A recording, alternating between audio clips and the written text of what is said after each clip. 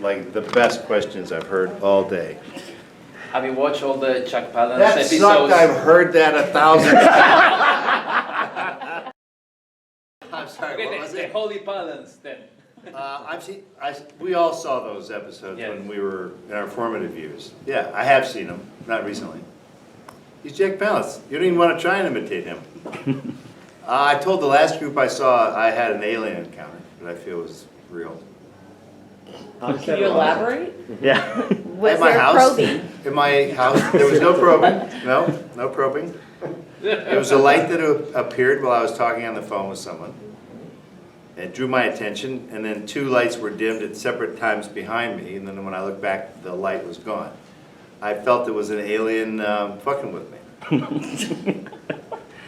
So what No one was injured, there was no spectacular colors or takeoff. So that's it. I think I've had something that couldn't really be fully explained. Most of the stories, I mean, seriously, this is why I hope that it succeeds, because when you see these stories, they really, a little boy wants to ride his bike. Well, he's blind. So good luck with that. He heard that bats echolocate by making clicking noises, and eventually a bat will know that you're 12 feet away, you're 17 feet away, and that you're a soft surface, that's a hard surface. And Allie is there because I didn't hear any click even come back. That's off a brick surface.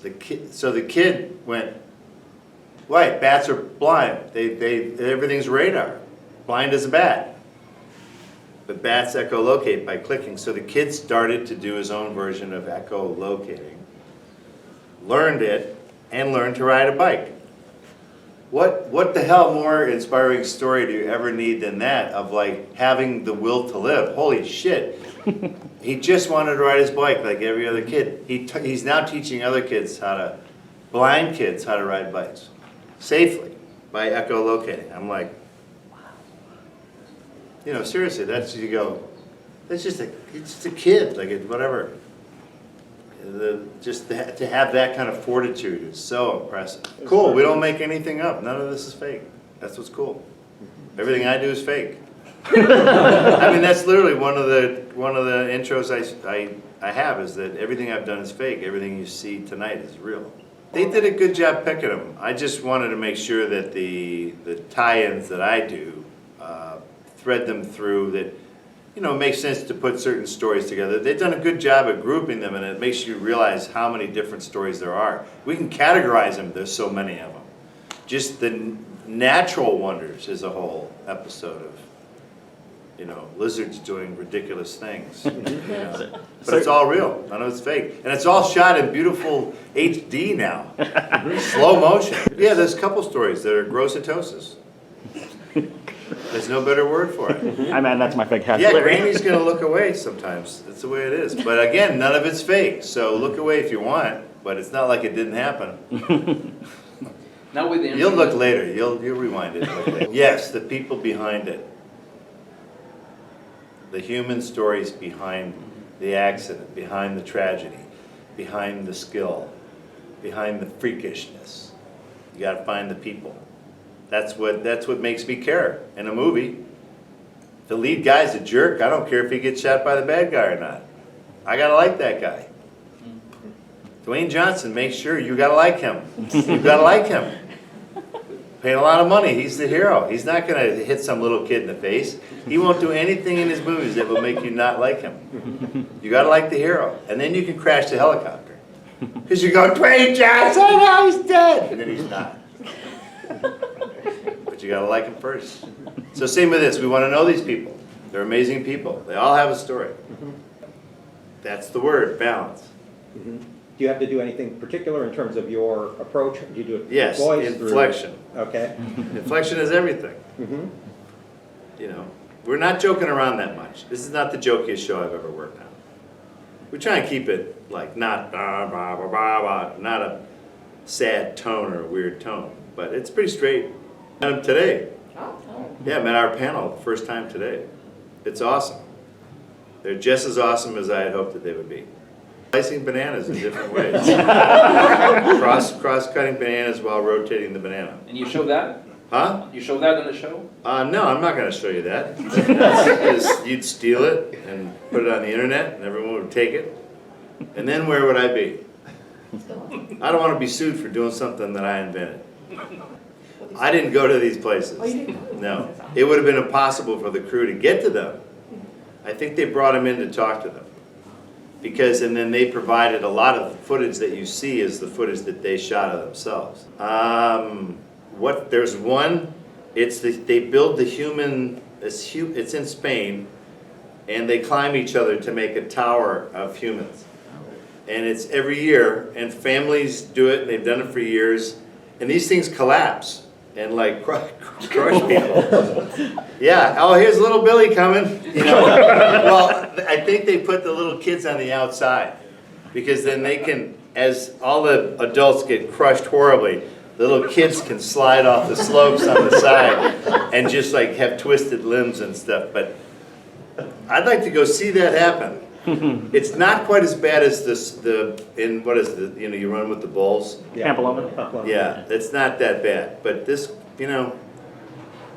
sometimes they get 4 stories up. And when that comes down, that's a heap of hurt. Oh my God. Oh yeah, that's not a cheerleading squad going south. That's a building collapse. And why do they do this? Tradition. We do some pretty stupid stuff in this country. So, yeah, no, and families get involved. It's sort of like the Wallendas, the guys who walk on the stuff. It's there. Our family, we climbed the mountain. This is what we do. Grandfather climbed. He got squished, but it's okay. He died. It's always our family. I don't know why. You'd have to talk to him. They made an offer and I accepted. That's fair. Sometimes it's not more complicated than that. No, and plus, look, it's Ripley's.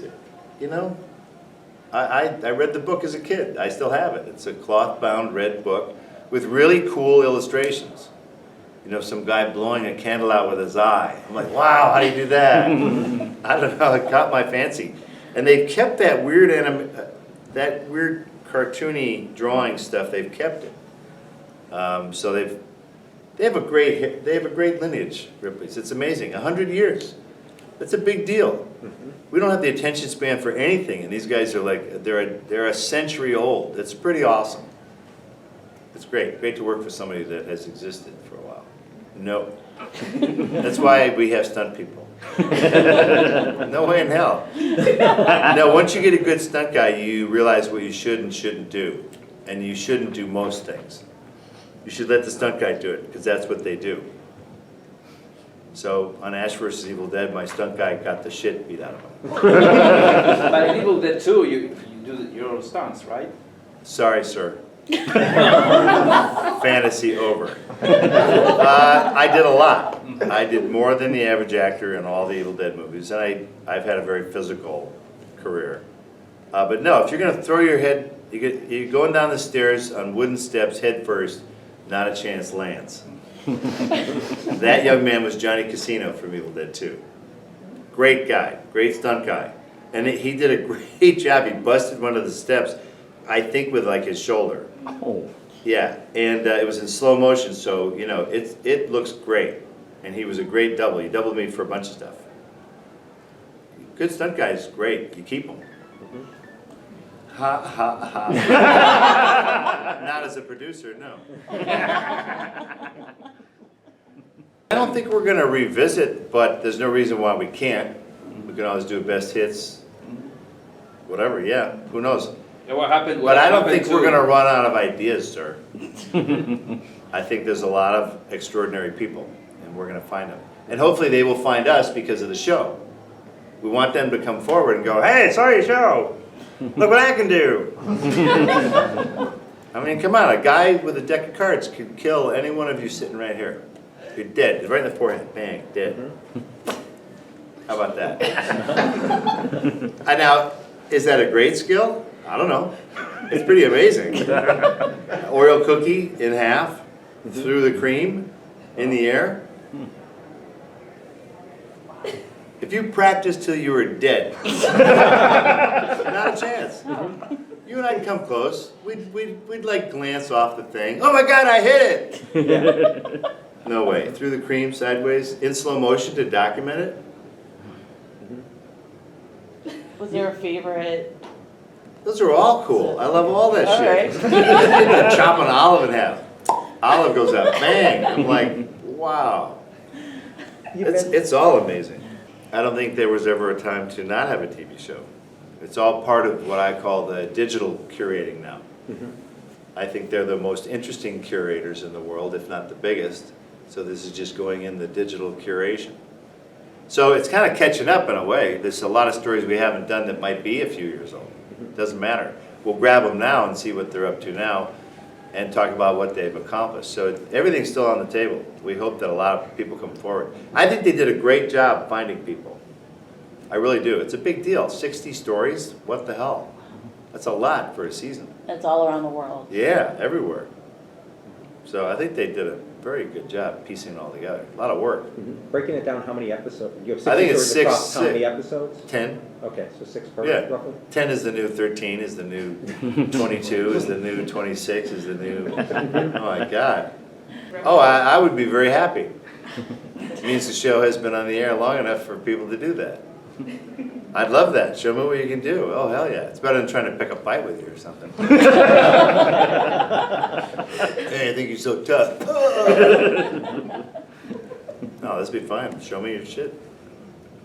Do you know if there any place or any people that they couldn't go? Like for example, you know that this tiny island on the east of Madagascar where the tourists got arrowed because they was like. Oh, wouldn't that be great to go there? Yeah. But what's your story there, though? You know what I mean? What guy do you get from Ripley's? What's amazing about that? Well, you We know, found a savage! I'd get killed as the host if I went there. Well, that's a Is that what you're trying to do? Trying to kill me in a... Well, that's pretty amazing. I'm not sure if it's right for our show. I mean, because that's a civilization defending themselves from invaders, right? Yeah. It's not that that's amazing. Those they think they're under attack. You should stay away from there, by the way. That's why I'm here. I love the fact that a guy was killed by arrows in this modern world. I just think that is spectacular.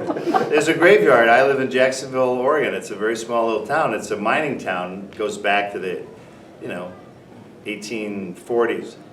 And my favorite tombstone is Joe Blow, 1850, killed by Indians. You go, yeah, all right. I guess it happened. That pioneer story didn't come out as well as the other ones. Half the people in those graveyards are only 6 years old anyway. Little Johnny didn't have much of a chance.